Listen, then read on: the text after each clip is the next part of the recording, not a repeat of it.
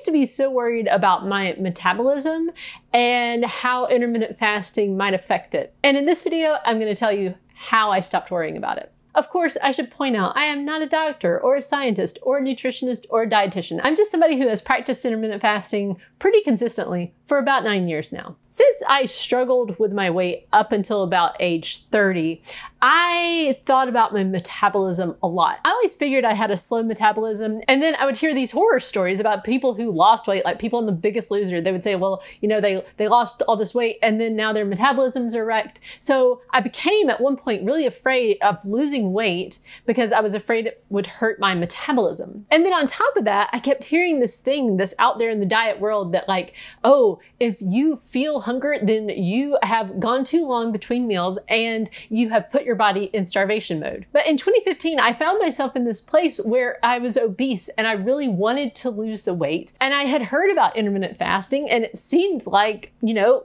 that could actually work for me.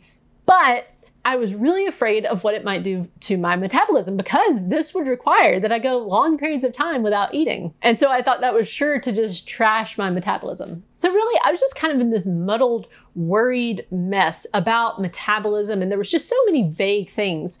And it was basically keeping me stuck from really ever trying. Even when I would, you know, kind of start to work a plan, I would immediately kind of panic if I did lose some weight or if I did feel a little bit hungry. I would just think, okay, I'm destroying my metabolism, and so I would quit. And so when I saw that this was really hindering my progress, I decided to finally just try to get really specific about what was I worried about. And I have found this very helpful in all areas of the weight loss journey. If you can name the fear, like be really specific with what you're worried about, then you can go and figure out the answer. But when things are just kind of these vague worries that you don't really know because it's based on a lot of like hearsay and bro science, you know, it gets overwhelming. So one thing I decided to do was to say, okay, I think I have a slow metabolism.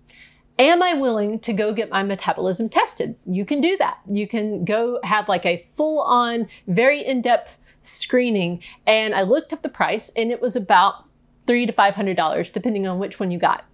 And I couldn't afford it. So I thought, okay, I can't afford it. Am I willing to save up for it? And I thought, well, actually, no, I'm not, because I realized that, okay, let's say the test comes back and it tells me, yes, you have a slow metabolism. I thought, well, you know, I still want to lose weight. And so what I would actually just need to do, if worse came to worse, was to eat less food, because if your metabolism is slow, you know, that's like one answer for it is to, you know, eat less food. Because otherwise I felt healthy. I didn't feel like there was this major, you know, problem. I just kind of thought I have a slow metabolism and that's why I tend to gain weight. And here was a little unexpected thing that came out of that thought experiment. I realized that on some level, I kind of wanted to see the result be, you have a metabolism problem. Because I knew that if it came back and it was like, oh, your metabolism's fine, then that meant that it was all on me. That meant that I was like making bad choices with my eating. Because if the test results showed that my metabolism is normal, then that just meant I had been eating too much. And I really resisted that thought. And the more I resisted it, the more I thought, that's kind of interesting. Like maybe there's something to that. Maybe on some level, I kind of know that maybe I've been eating too much. Still though, I was kind of nervous about like, well, but what if, you know, I practice intermittent fasting and then my metabolism like slows down and like, then it's impossible to lose weight.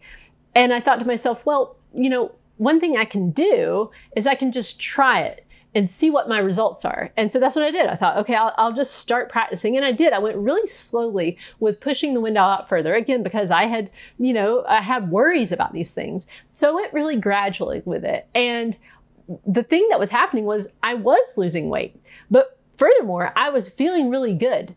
And the weight loss felt way easier than what it had before, which then started me thinking that perhaps the problem that I had had in the past with weight loss was that I was just making it too difficult. And because it was feeling so difficult, it was making me think that my metabolism was the problem. when in fact, it was just my eating habits that were the problem. Through the process of practicing intermittent fasting, I learned about my own stress eating habits and how a lot of times I just ate out of boredom or just otherwise ate for the wrong reasons. And certainly once I got to the point of eating just one meal a day, I was kind of like, oh, well, you know, intermittent fasting, yeah, maybe OMAD really will mess with my metabolism though. But my weight just kept trending down like it had been. And, you know, I wasn't having to like drastically decrease my food intake, which meant, okay, my metabolism must be doing basically the same thing that it's been doing. And I was losing, you know, about a pound a week on average. So I found myself in this place where I was obese and I felt like, okay, there's this risk of, you know, losing weight and maybe like my metabolism might slow. It's just kind of this vague kind of fear versus I'm obese and that feels risky to me. And what I had to decide was that risk of being obese and all the diseases that tend to come with that, or at least are correlated very strongly with that. Things like type 2 diabetes, heart disease, all these things. I realized like, to me, that's more of a risk than this kind of like, maybe it might cause my metabolism to slow down kind of risk. But through the process of losing weight, what I found was, you know, like I was losing about a pound a week. I was feeling really good. My energy seemed really good. And I continued to lose weight as long as I kept consistent with the plan. And when I got to OMAD, you know, eating one meal a day, I kind of did have that second thought, like, ooh, you know, like, yeah, intermittent fasting doesn't seem to affect my metabolism, but will OMAD. And I just kind of kept on with that same spirit of, I'm going to try this and see. And if I notice any negative side effects, I'll stop and I'll go back to, you know, a longer eating window. But what I found was I felt great. You know, my energy levels were really good. I continued to lose weight and I was still eating plenty of food. You know, it wasn't like I was eating you know, just a very small quantity of food at OMAD. I was eating a nice big meal. It was just once a day. And then once I got to maintenance, I really started to have those same kind of fears again, like, oh, but is now when I'm going to see, you know, my metabolism slow down because I've actually lost, you know, at that point I'd lost like 65 pounds. Like is now when it's going to show up, is it going to be this just like this gradual thing where, you know, yeah, I was still losing weight, but, you know, now I'm going to like just see the effects of a slow metabolism.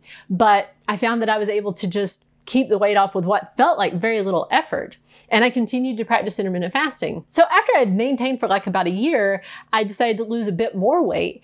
And even after losing down a total of 80 pounds, I kind of had those same like, okay, but is this when the metabolism is going to stop? You know, like, you know, because you never know until you've actually tried it. And so I thought, okay, well, it's just kind of a wait and see. So I got down into a normal BMI back in 2018. And I've been maintaining in a normal BMI range now since that time. And this is August of 2024. And I've still continued to eat the same amount of food. It's not like, you know, I've been maintaining my weight loss, but I just have to keep eating less and less and less. It's like I'm just eating the same amount that I was. And yes, sometimes the scale has started to trend up into the low 150s. And, you know, my first inclination is always to kind of think, oh, you know, is this my metabolism?